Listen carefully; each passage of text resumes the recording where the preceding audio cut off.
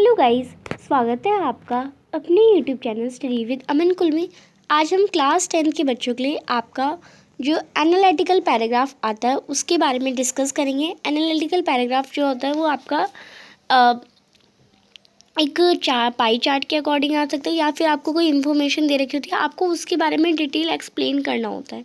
यानी just like अगर आपको दे रखा है एक शहर में इतने लोग पढ़े लिखे हैं और इतने लोग नहीं पढ़े लिखे हैं, तो आपको सबसे पहले क्या बताना है कि हाँ इस यहाँ पे लिटरेसी रेट इतने लोगों का इतना है, और एजुकेशन मतलब पढ़ाई के लिए तो एजुकेशन कितनी इंपॉर्टेंट होती है।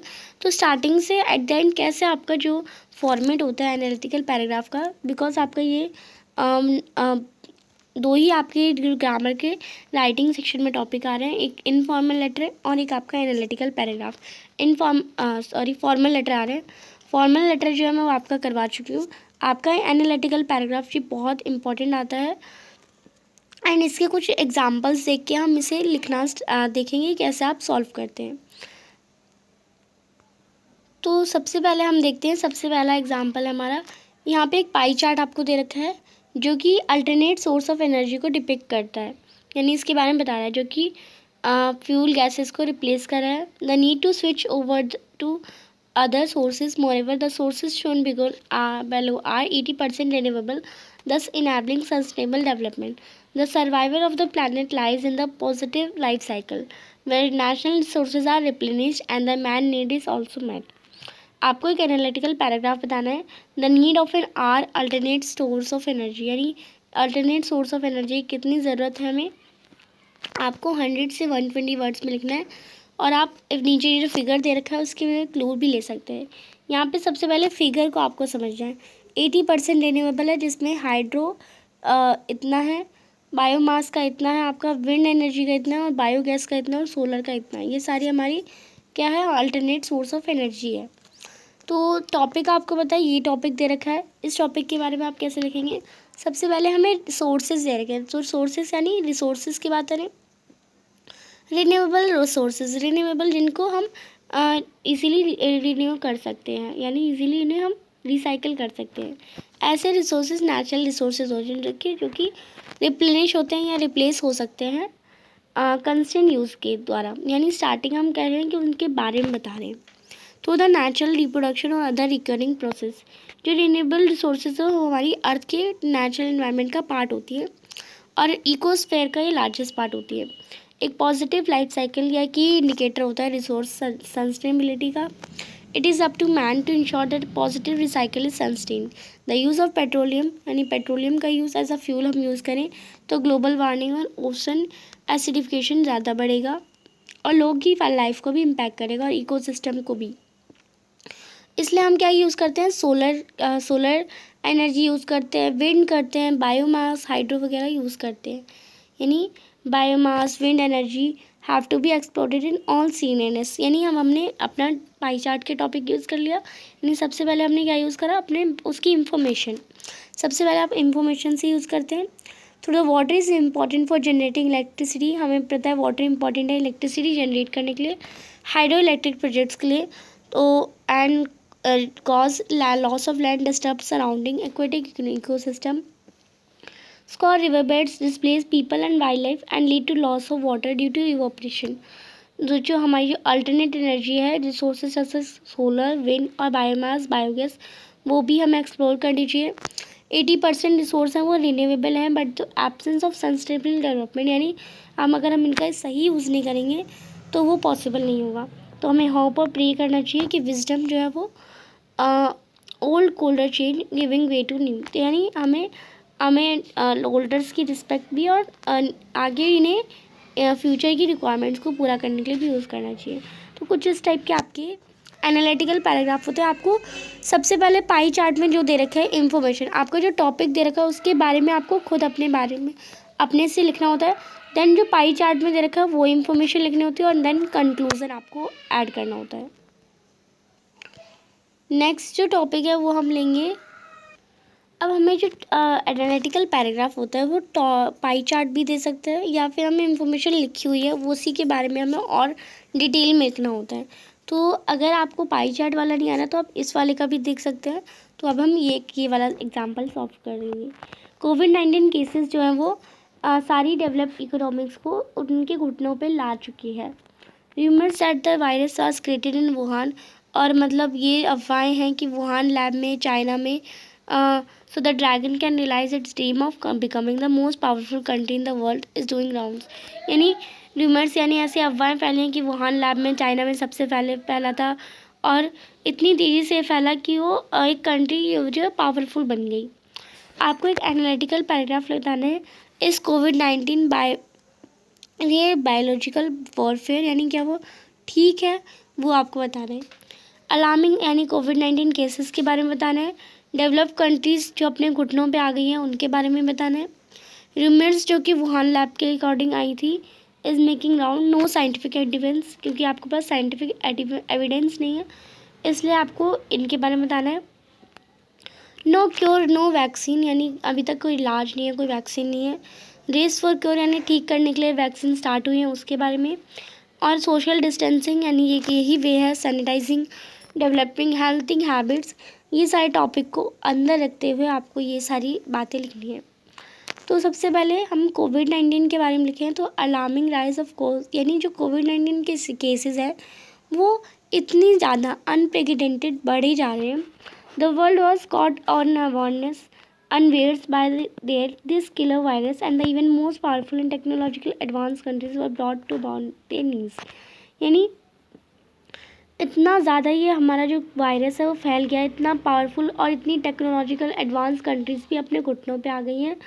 The virus virtually made countries come to the standstill and trade commerce and all stop leading to mass unemployment and unimaginable financial loss.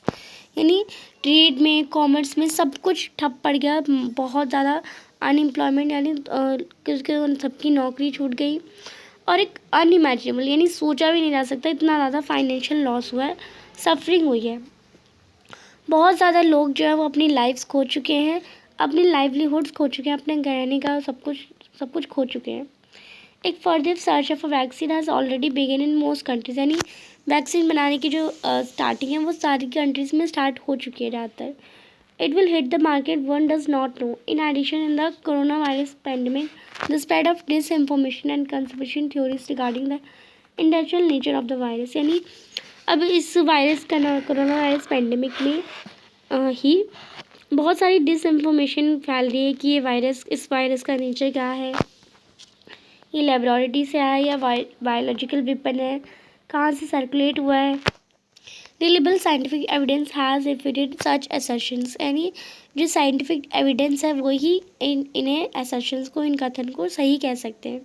However, that the fact that the Chinese government tried to suppress the attempts of whistleblowers, the insider as well as a doctor who tried to warn public of the pandemic, is rather alarming and didn't help their cause। यानी China की जो government है उसने सबको suppress करा था कि वो कुछ ना बोलेगी, और 8 डॉक्टर्स ने ये बात फैला दी थी, वो try to warn the public of the pandemic is rather alarming and didn't help their cause. ये वो अपनी पब्लिक को बताना चाहते थे कि ये यहाँ से फैला, बट किसी ने उनकी बात नहीं मानी थी और उन्हें भी जेल में डाल दिया गया था। रूमर्स यानी अफवाह ये भी कहती है कि Chinese cover up are under substantiated and one can only think about the popular proverb there's no smoke without fire, यानी बिना चिंगारी के आग नहीं जलती। ये हमारा जो एक प्रोवर्ब है, पॉपुलर प्रोवर्ब है, वही चाइनीज़ के रूमर्स यानी चाइनीज़ जो अफवाह है उन पे एक अनसर्टेनिटी देता है। Once is forced to think if it was in fact biological warfare unleashed upon the world by the dragon. ये आपको यहाँ पे दे रखा है। यहाँ पे कंक्लूजन हमने क्वेश्चन ऐड करा है। आप अपने एनालिटिकल पैराग्राफ को अच्छा दिखाने के लिए प्रोवर्ब्स ऐड कर सकते हैं। एंड अगर हम नेक्स्ट देखें, नेक्स्ट आपको दे रखा है इस क्यूज़ के अकॉर्डिंग आपको एक एनालिटिकल पैराग्राफ लिखना है 100 से 120 वर्ड्स में, जिसमें आपको इन्वायरमेंटल पॉल्यूशन एंड दिल्ली हिटीज़, दिल्ली में कैसे फैल रहा है वो आपको लिखना है। दिल्ली एक गैस चैम्बर है, ज़्यादा व्हीकल्स और रोड्स पे चलती है, इंडस्ट्री में बहुत ज़्यादा पॉल्यूशन है, रिस्पायरेटरी डिजीज़ और कैंसर जैसी बीमारियाँ फैल रही हैं। गवर्नमेंट एफर्ट कर रही है ऑड इवन चला रही है और क्रैकर्स को बैन कर रही है। पब्लिक ट्रांसपोर्ट जो है वो कन्वीनियंट है, और टू मैनी प्राइवेट कार्स, यानी सब अपनी अपनी प्राइवेट कार से चलते हैं, बस से कोई नहीं चलता, जिससे बहुत ज़्यादा ट्रैफिक्स भी होता है। तो आप इसके में लिखेंगे दिल्ली, जो कि gain notoriety has been the most polluted city in the world, यानी पूरे वर्ल्ड में देखा जाए तो सबसे ज़्यादा पॉल्यूटेड सिटी दिल्ली है। The pollution level specially during the winter season में जो पॉल्यूशन लेवल है वो अपने अलार्मिंग अपनी इतनी हद तक अपनी पहुँच पे पहुँच जाता है। The reading at 8 PM on 9th November shows the pollution level has reached 1010 PM in the national capital, यानी दिल्ली में 8 बजे 9 नवंबर को पॉल्यूशन लेवल का इतना पहुंच गया था ऑन ऑल हाई टाइम, मतलब हर वक्त ये हाई ही रहता है। With almost every region in the city recording bad air quality, यानी हर सिटी के हर मतलब पूरी दिल्ली में हर एक रीजन में बैड क्वालिटी एरिया है। Delhi starting into a gas chamber, Delhi gas chamber में बदलता जा रहा है। If you thought not being able to breathe properly और burning eyes and headaches are the only things to worried about, think again, यानी आप देखेंगे हम प्रॉपरली ब्रीथ नहीं कर पाते, हमारी आँखें जलती हैं, सर में दर्द होता है। What is more shocking is that citizens living in Delhi might be losing as many 70 years of their lives if pollution level continues to cross the danger mark, यानी अगर दिल्ली में रहते हुए लोगों की एक शॉकिंग बात है कि वो अपने 17 साल की जो जीवन है वो खो देते हैं पॉल्यूशन लेवल की वजह से, यानी वो पहले 17 अगर उनकी 17 साल की लाइफ और होगी ना तो वो पहले ही मर जाएंगे। The spike in their bad air qualities now taking a direct toll on their life expectancy level, जो बैड क्वालिटी एयर है वो हमारी लाइफ की जो जीने की जो लेवल है वो और कम करती जा रही है। Perhaps the most concerning the cause of rising toxic pollution levels are PM 2.5 particles found in the smog. Smog में 2.5 PM पार्टिकल्स जो हैं इजीली मिल जाते हैं, जो कि ब्लड स्ट्रीम और लंग्स में हमारे सेटल हो जाते हैं और नसल कैविटी को कॉज करते हैं और बहुत सारी डेंजरस प्रॉब्लम क्रिएट करते हैं। It is also capable of creating clots, और ये हमें clots blocking the blood flow, हमारे ब्लड फ्लो को ब्लॉक करते हैं और कंडीशंस जैसे लाइक हार्ट अटैक और कुछ पल्मोनरी इन्फेक्शंस भी हो जाते हैं। ऑड इवन लगाया गया है पॉल्यूशन लेवल को ब्रिंग डाउन करने के लिए, बट द क्वेश्चन यही है कि कौन रिस्पॉन्सिबल होगा। We the citizen and callous government which allowed Delhi to run into a considerate jungle without lungs to breathe. Delhi को हमने ऐसे ही जंगल में बदल दिया है कि हमारे में लंग्स तो हैं पर हम ब्रीथ नहीं कर पाते। तो कुछ इस टाइप आप प्रोवर्ब्स यूज़ करते हैं जिससे जिससे आपका जो एनालिटिकल पैराग्राफ है वो और आकर्षित और अट्रैक्टिव लगे। नेक्स्ट हम देख लेते हैं एक एविल्स ऑफ चाइल्ड लेबर, यानी चाइल्ड लेबर के एविल्स। आपको 100 से 120 वर्ड्स पे आर्टिकल नहीं, यहाँ पे एनालिटिकल पैराग्राफ लिखना है। चाइल्ड लेबर एक सोशल एविल है, चिल्ड्रन का एक्सप्लेनेशन होता है। इनकरेज चाइल्ड ट्रैफिकिंग, जो चाइल्ड ट्रैफिकिंग को इनकरेज करते हैं। Child abuse, age for children to study and play, ये एज होती है कि वो खेले और पढ़े। और बर्डन होता है रिस्पॉन्सिबिलिटी का एक टेंडर एज में। लॉज इम्प्लीमेंट नहीं हुए, lack of follow problem, the problem of third world country. तो चाइल्ड लेबर में आप लिख सकते हैं जस्ट लाइक चाइल्ड लेबर एक मेजर कॉज है हमारी स्पेशली थर्ड वर्ल्ड कंट्री, यानी तीसरा हमारा पूरी कंट्री, हाँ पूरी वर्ल्ड कंट्री में हमारा जो देश है वो तीसरे नंबर पे आता है। India is one of them. Through there are laws prohibiting, laws भी बनाए गए चाइल्ड लेबर को, स्टिल चाइल्ड लेबर परसिस्ट होता है, यानी तब भी चाइल्ड लेबर होता है, मजदूरों बाल मजदूरी होती है। Impoverished parents often fail to educate their child who has no option but to take up any jobs he finds, यानी कुछ तो ऐसे पेरेंट्स होते हैं जो कि उनकी मजबूरी हो जाती है। He rather become an earning hand for his family, वो बस ये चाहते हैं कि वो एक अर्निंग हैंड, वो बच्चा एक अर्निंग हैंड बन जाए, वो भी उन्हें कमा के दे। At an age where most children play, ऐसी एज में जहाँ पे ज़्यादातर बच्चे खेलते हैं, पढ़ते हैं, इंजॉय करते हैं अपने आप को। At a tender age they are burden with this, पर इनकी एज में इन्हें बहुत ज़्यादा रिस्पॉन्सिबिलिटी से बर्डन भर दिया जाता है। Expose to abuse and exploration, उनके ऊपर खिलवाड़ होता है, एक्सप्लोरेशन होता है। और एक they become a means of cheap labour for the tea stall owner, और पैसों की इतनी ज़रूरत होती है कि वो टी स्टॉल जो चाय बेचने वाले होते हैं उनके लिए एक चीप लेबर बहुत कम पैसों में काम करने के लिए रेडी हो जाते हैं। शॉपकीपर्स के लिए, होटल के लिए, गैराज के लिए,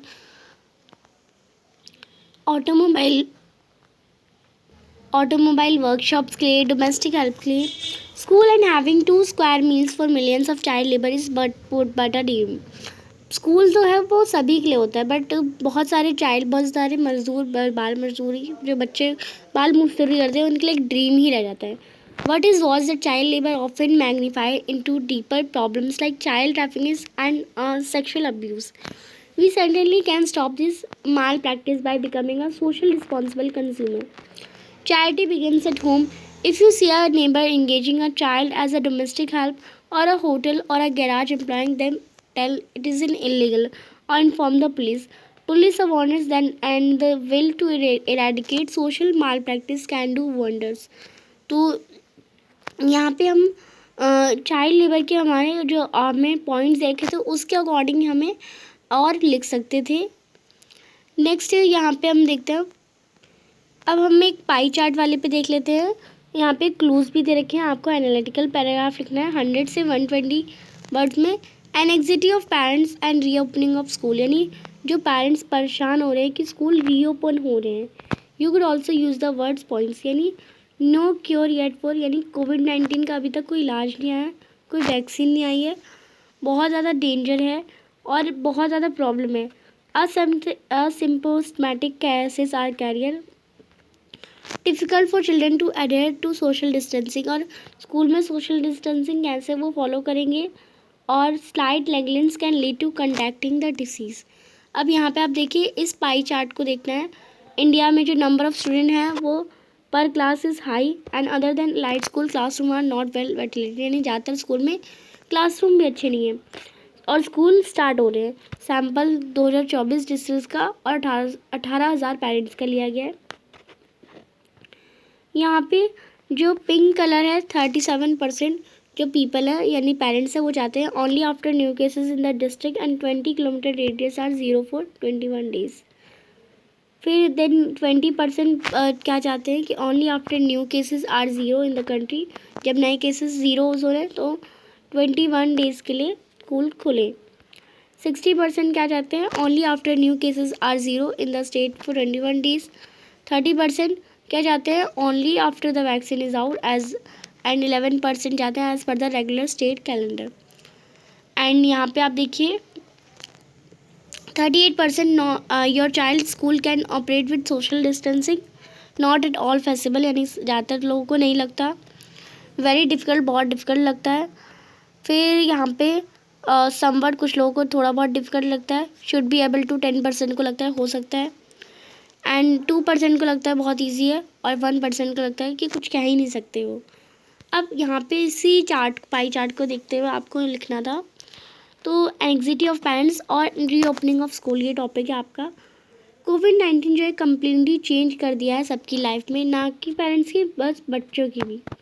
पेरेंट्स जो होते हैं ना वो words contacting the killer virus and so are not very keen to send their children to schools, यानी पेरेंट्स को लगता है कि अभी भी मतलब है वायरस अभी भी है और वो अपने बच्चों को स्कूल नहीं भेजना चाहते। एक सर्वे कंडक्ट करा गया जिसमें पेरेंट्स का रिस्पॉन्स आया, ओनली 11% जो है वो कंफर्टेबल है रीओपनिंग ऑफ स्कूल के, बाकी जो मेजॉरिटी है उन्हें ये लगता है केसेस जो हैं वो जब तक 0 नहीं होंगे 20 किलोमीटर की रेडियस पे और 21 दिनों तक, तब तक वो अपने बच्चों को स्कूल नहीं भेजेंगे। 49% रिस्पॉन्स करते हैं कि वो अपने बच्चों को भेज सकते हैं स्कूल अपनी country the virus count come down, जब का जो वायरस है पूरी कंट्री में पूरे स्टेट में 0 हो जाएगा, and remain stable for 21 days, और एकदम स्टेबल 21 दिनों तक कोई केसेस नहीं आएंगे तब तक। और कुछ और चाहते हैं कि recommending the opening of school after the vaccine was out, कुछ चाहते हैं कि जब वैक्सीन निकल जाए और वैक्सीन सबको लग जाए तभी वो स्कूल खुलें। Majority of parents felt that it was difficult to ensure social distancing, यानी ज़्यादातर मेजॉरिटी ऑफ पेरेंट्स को लगता है कि स्कूल में सोशल डिस्टेंसिंग नहीं हो सकती। एक नेजिबल परसेंटेज है was the opinion that social, और बहुत कम ही जो परसेंटेज है जिन पेरेंट्स को लगता है सोशल डिस्टेंसिंग मेंटेन हो सकती है स्कूल में। However it is an fact, हालांकि ये एक फैक्ट है कि जो मेजॉरिटी ऑफ स्कूल है वो keeping the number of student per class in mind and otherwise social distancing is not a possible, यानी सोशल डिस्टेंसिंग तो हो ही नहीं सकती। School would have to find a mid way, school को एक अलग ही बीच का तरीका निकालना होगा। मिक्स ऑफ डिजिटल क्लासरूम, यानी उन्हें ऑनलाइन क्लासेस रेगुलर क्लास लेनी होगी, टीचर को फेस टू फेस इंटरेक्शन करना होगा। It can not be ignored that making children adhere to social distancing norms even the number is restricted would be difficult. Children being children, यानी बच्चे तो बच्चे ही हैं, वो उन्हें क्या पता सोशल डिस्टेंसिंग का, एंड ये जो है केसेस और बढ़ सकती है। तो यहाँ पे मैंने आपको कुछ एनालिटिकल पैराग्राफ्स करवाए। आई होप ये हेल्पफुल रहेंगे आपके लिए। चैनल को अभी तक सब्सक्राइब नहीं किया तो प्लीज़ चैनल को सब्सक्राइब ज़रूर करिए, और कोई भी डाउट हो कमेंट सेक्शन में पूछ सकते हैं। एनालिटिकल पैराग्राफ से आपको कोई भी डाउट हो तो आप मुझे कमेंट सेक्शन में बता सकते हैं। वीडियो अच्छी लगी तो लाइक ज़रूर करिए, दोस्तों के साथ शेयर करिए, और कोई भी आपको कुछ भी पूछना है तो मुझे आप कमेंट में कमेंट कर सकते हैं। Thanks for watching, bye bye guys.